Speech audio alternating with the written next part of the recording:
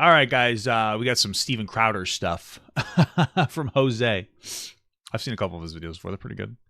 We all know Crowder's kind of a bad guy. We saw everything that's going on. If you don't know, I'll just link something in the description for my commentary on his being a bad guy, I guess. So yeah, Yep. we'll do that. We'll do that. So anyway, let's get this party started. 2023 has not. No. I said from the start. 2023 has not been a good year for Steven Crowder. Dang. Since signing a deal with Rumble back in I wonder what happened to this guy. I feel so bad for him. March of 2023, his Rumble views had fallen considerably, Wow. dropping from averaging over 2 million views per video to less than 1 million.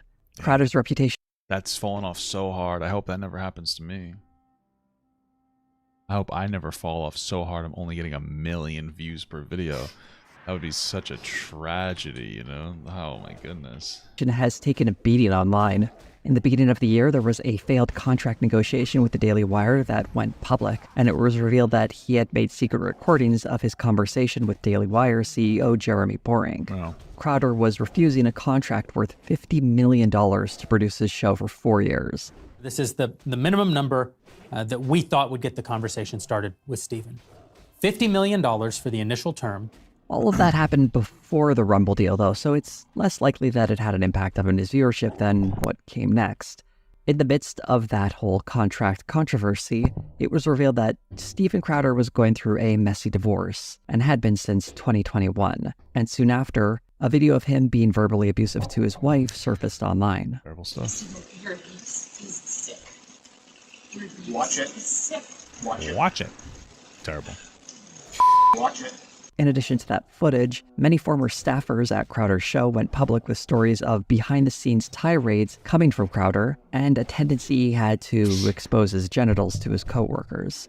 Even taking Yeah, he had the whole guys, it's like a guys, I'm just doing a prank. I'm just like it's like a frat house. You know what I will say about that whole situation with Steven Crowder is I remember watching Candace Owens' video about it. And, you know, I appreciated her perspective on Crowder. Like, he's a bad guy. She talked about how his behavior he should not go unexcused. You know, he's abusive to his wife. Based on what we saw, that seems to be true. But then she kind of ruined it by having Andrew Tate onto her platform and allowing him a platform to completely downplay and lie about the lawsuit that's out against him. Where it is alleged in that lawsuit that he groomed and assaulted women. And he was basically allowed to come on and just say, no, I'm just getting sued because I made them do TikTok, you know? And so to me, it shows that Candace Owens doesn't, I mean, listen, I don't know what it is. It sounds to me like she doesn't actually care about Steven Crowder being a bad guy. It sounds more like, you know, since he attacked Daily Wire in the first place, that she used that as a way to opportunistically go after Crowder on something she doesn't really care about because she's okay with people who allegedly sex traffic and abuse women who have effectively admitted it in online. He brags about it, so it doesn't really seem particularly genuine to me. In all those controversies to account, though, it seems a bit strange that Crowder's views would drop so dramatically. I thought it might help to take a wider look at his numbers to get a better sense of his channel's health. So that's what I did. I looked at the views for Crowder's channels on YouTube and Rumble and counted them up over the last year. In this graph here, you can see Crowder's YouTube views are in red, while his Rumble views are in green. The big change you'll notice is I appreciate that because I love Christmas. I love Christmas. I love it. You know what I mean? It's just it's my favorite colors. You know, my favorite ones. That Crowder goes from getting most of his views from YouTube to Rumble as soon as he signs a deal with them. It's reasonable to assume most of his audience migrated over to that platform as he was constantly pushing Rumble in his videos and on social media. Yeah, true. I mean, he was demonetized on YouTube, right? If I'm not mistaken. So he was trying to get people to, or maybe he wasn't, but he was trying to get people to go to Rumble anyway to get them off of YouTube. Probably because he saw that YouTube, they monitor their platform a bit more a lot more than Rumble on what is and is not acceptable on their platform. I think that they do a reasonable job at it, though. I think it's on the decent line. There are some things that I've been irritated with, but overall seems all right. Still, that jump is really big. Because I have gotten like false copyright or false, not copyright, content strikes, but they'll remove the two of them. So, you know what I mean? Or I guess they weren't false. They were unjustifiable. But it took like 4 days to do one of them. You lose a lot of money. Big. Crowder hadn't cracked 2 million views in a while on YouTube, and suddenly he's soaring past that on Rumble, though it's Soaring. possible as explained by Rumble promoting his content. It is a bit weird, though, considering Steven Crowder had taken a lot of time off, and that's usually really dangerous for a channel's health. One other strange difference between his YouTube channel is that his engagement is significantly lower on Rumble. Looking at a sample does of that roughly mean? 6 months, the comparison of views to comments and likes or dislikes is wildly different. On Well, why is that? Do you have to have an account to do that on Rumble? Maybe people are less likely to do that, or is that just kind of the way that it is it less accessible? That is interesting though, that engagement, because that's so funny because we've been doing clips for our Rob and Dan podcast in the description. But the clips, they don't get as many like comments or likes compared to the views, which is like interesting to me. They started to pick up a little bit, but my wife, it means a lot more to my wife than me. I don't really care, but I guess it makes sense. People actually engaging with your content and leaving commentary and saying like, "Oh, I do like this," or "I don't like this." You know? YouTube, roughly 1.2% of views translate to comments. That is, a viewer has a 1.2% chance of leaving a comment every time they watch one of his videos. On Rumble, that number is significantly less at 0.2%. There's also a big disparity between likes and dislikes. Oh, There's a okay. So the video is titled Crowder's Fake Rumble Views. So the argument here is that he's getting views, but he's not getting engagement. And so that must mean that he's paying for them or he's getting fake views. I don't know that necessarily, that by itself in the video is not even a third of the way there. But I don't think that necessarily indicates anything. It might just be that the type of audience on there, or like maybe you need to have an account and people don't want to bother to sign up for an account, so they just view it. Maybe there's, for some reason, the psychology of YouTube and engaging with YouTube makes people more inclined to leave comments for some reason. Maybe it's more accessible under YouTube or something like that. You know, I don't really know, but 7% chance of a viewer on YouTube rating a video versus a 1.2% chance on Rumble. These numbers aren't just true for Crowder, though. Using a sample of 2 weeks for Ben Shapiro and Tim Pool's channels, I found they had similar issues. It seems that users on Rumble are just not interested in leaving comments or liking or disliking videos. Yeah, makes sense. What makes it even stranger is that if Crowder's audience is migrating from YouTube to Rumble, one wonders why this audience suddenly decided they no longer have any interest in leaving comments or rating videos. Maybe people just don't want to make Rumble accounts, and almost everyone has a Google account. Oh, okay, yeah. If that, I was about to look that up. If you need a Rumble account to do it, then that's 100% what it is. Because you have to make an account explicitly to do that, whereas they're probably just not feeling like doing that. Whereas YouTube, everybody has, like you said, a Google account. Like everybody has an account for YouTube. All of this is just generally suspicious, and I probably wouldn't even be including think it it in is this at all. video if not for something else I found. Steven Crowder typically releases 4 shows a week, scheduled for 10 a.m. in the morning, Eastern Time. Bro, you don't have to say 10 a.m. in the morning, okay? Don't say that. A.m. implies in the morning. It's literally, that's what it stands for. At morning time. And PM is putting me to sleep. So He's usually late to start, sometimes taking 10 minutes or so to begin the stream. This will be an important detail later on. While researching this video, isn't that I normal, decided though? randomly... Isn't it somewhat normal to like start at a certain time and then not really start for a few minutes into the stream, especially... Well, I mean, that's from a YouTube perspective, but especially if you're trying to get more monetization on a particular video, the longer that you wait, past morning. Perfect. Especially if you're trying to get monetization. Let's see. Well, okay, sorry. Yeah, you're trying to get monetization in some capacity. Wouldn't that be what it is? Some people just start late. Maybe they want to get the show started, or I don't know. Isn't that normal for top podcasts on YouTube, or am I just dumb?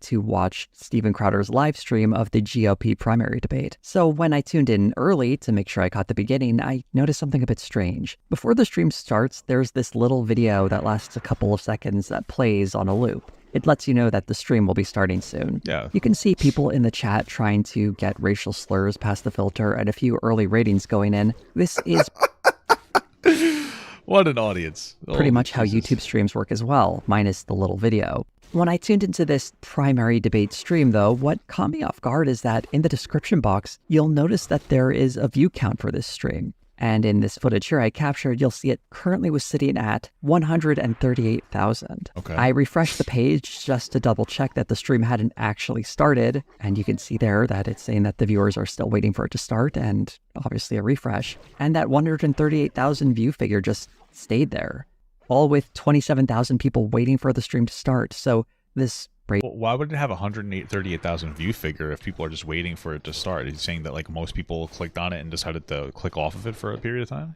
raises an important question. Where did these views come from? And why are they being counted under this video before the stream even begins? Now, for those who don't know, Well, the stream began. Let's just be clear. The stream did begin. It's just that they didn't start producing the content for it. My thing more than anything else is it seems bizarre to me that it would even start. How would it get to 138,000 if only 27,000 people were waiting towards the beginning of the stream?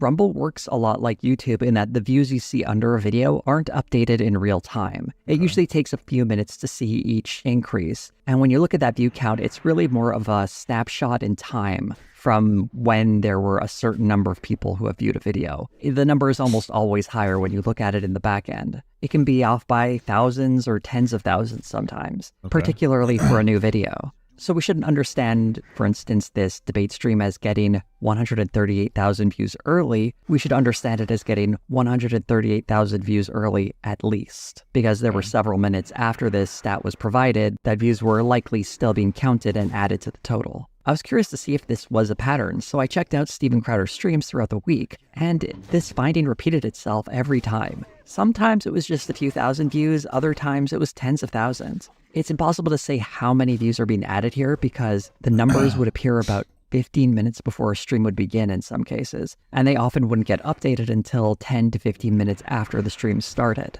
I decided to run this same test on a stream for Dan Bongino where, like Crowder, he had about 20,000 views counted before his stream began. And again, this one is also probably being undercounted. Did it say 138,000 the first time we were seeing it? Or yeah, why did it say 138,000 at the beginning of it? That doesn't make any sense to me. I don't know. Weird. 1,000 views counted before his stream began. And again, this one is also probably being undercounted. Whatever is going on in the back end, I'm pretty confident in saying that Crowder's live stream view counts and possibly other streamers on Rumble are being boosted by counting views of people waiting for the stream to start. That was my hypothesis anyway, so I decided to test it out and maybe get a better idea of how overcounted these views really are.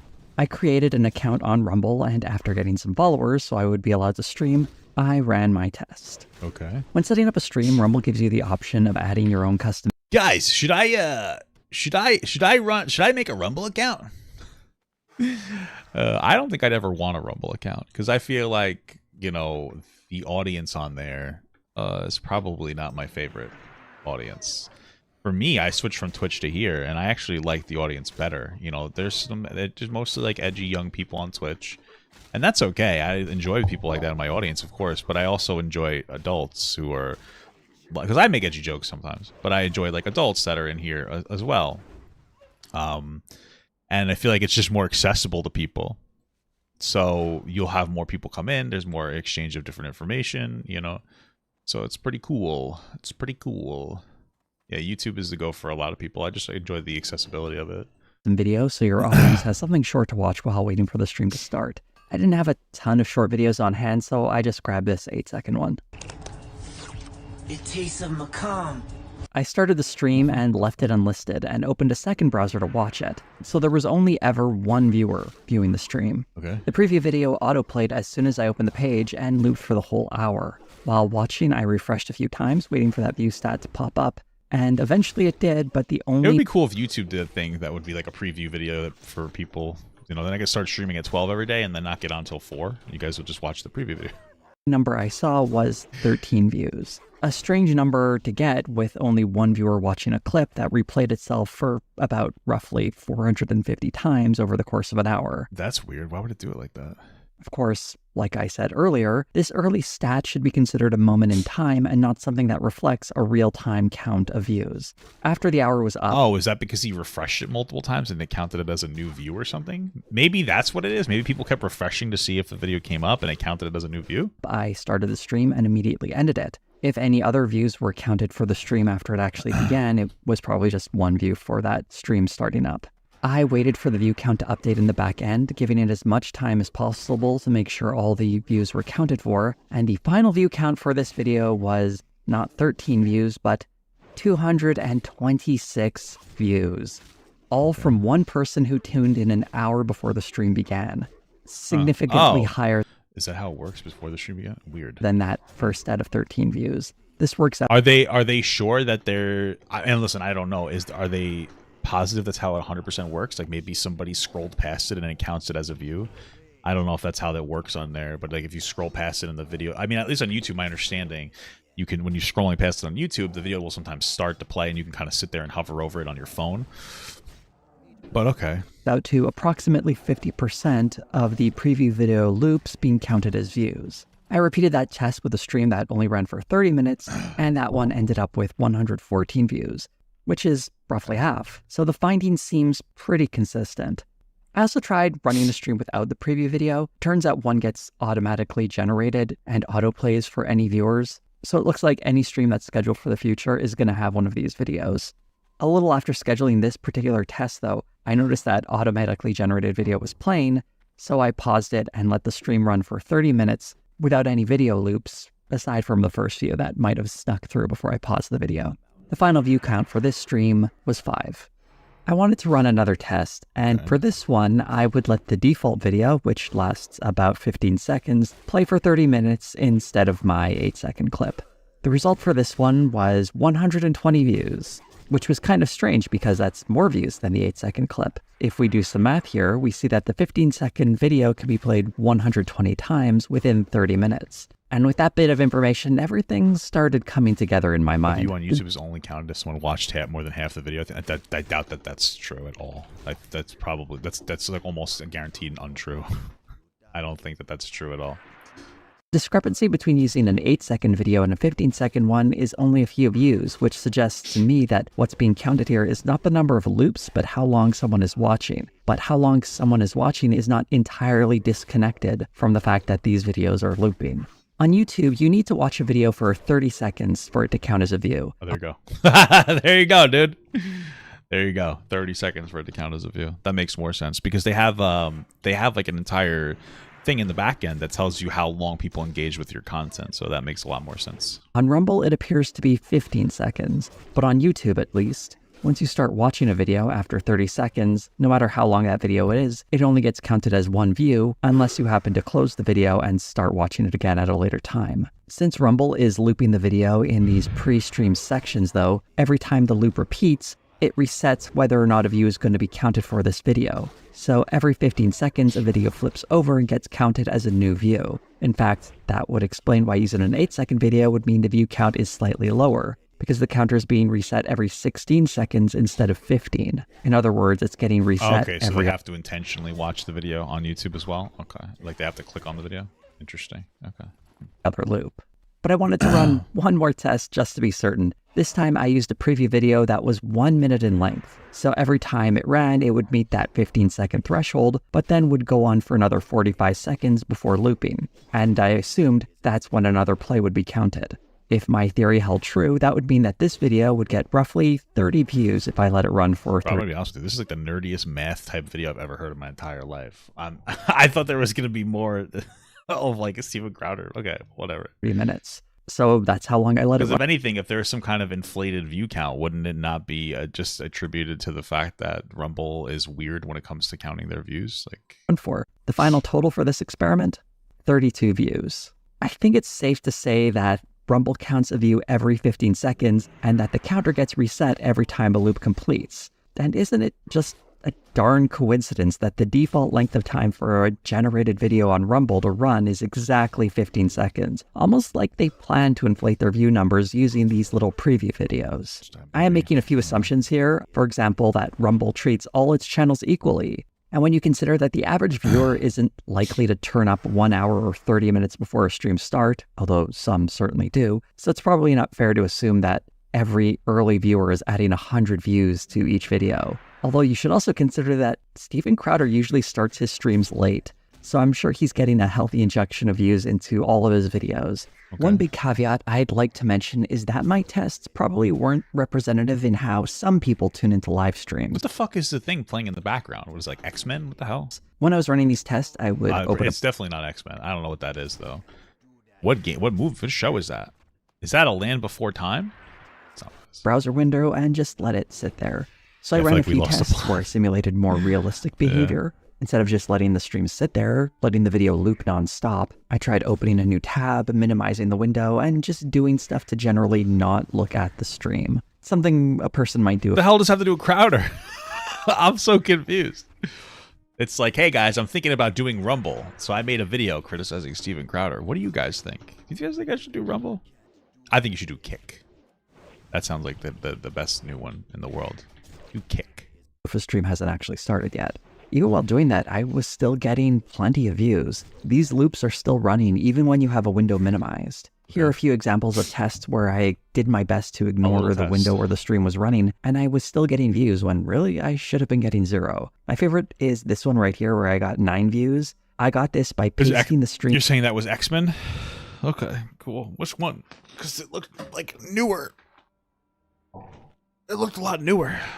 URL into Oh, Impression the show is Young Justice on DC. I was close. tab, pressing enter, and then immediately going into a new tab and then minimizing the whole Jesus. window. And when it came time for the stream to actually start, I closed the whole window, waited 15 seconds, and then started the stream. At no point was I looking at this stream or even the preview video, but I still somehow ended up with 9 views. It's impossible to tell how many viewers are doing what I was doing in these tests and completely ignoring the window or stream that they have the little preview video open in. But even if they're doing that, they're still contributing to views. And when you consider that there are viewers there who do just leave it open and mess around in the chat, or maybe go somewhere to get a meal, or maybe they have it open in another monitor, they're contributing even more. And if you doubt that that's happening, the early stats that drop before the streams begin verify that to some degree, some of the viewers are doing this. When Steven Crowder has more than 4,000 people waiting for a stream, some percentage of them are waiting with that tab open in front of them, contributing dozens of views to that counter. One can only guess at how many people are tuning in either on time or early and letting that preview video loop in the background while they wait for the stream to start. But regardless, I think this is strong evidence that Crowder's view numbers, likely along with other people streaming on Rumble, are being inflated. I guess. I just don't... It just sounds like Rumble is weird. The implication of this video, though, is that like Steven Crowder is falling off so hard that he has to pay for his views, and it's like, obviously that's probably not true. That's just like a weird assertion that was kind of, I mean, it was indirectly implied. It was implied. The whole video is kind of weird, in my opinion, at least.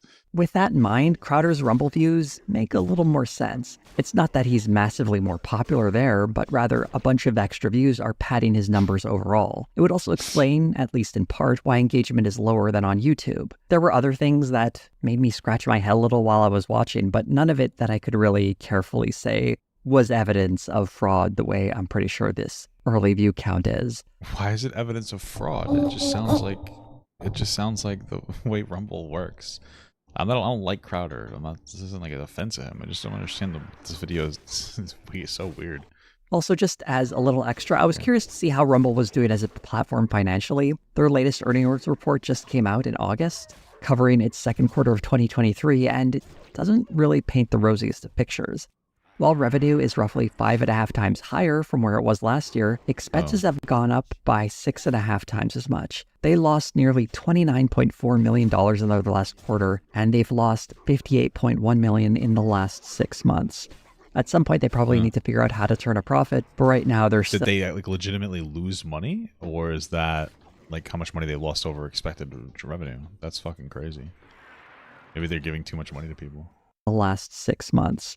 At some point, they probably need to figure out how to turn a profit, but right now they're still very much in the red. It does make one wonder how much longer this platform can keep losing money before investors lose faith. Originally, this was going to be part of a much longer video, but this section in particular really stood out on its own and didn't fit in with the bigger piece, so that's why it's being presented in a video that's much shorter than the usual stuff you see on my channel. Okay. That larger video will be about the early days of Steven Crowder's career, including the time he got punched in the face by a union worker, and will be on my channel sometime next week. But if you want to watch it right now, you can become a patron, like all the fine names you see here, and get access to it immediately. Unless this is the future and you can just... All right, well. Interesting video, I guess.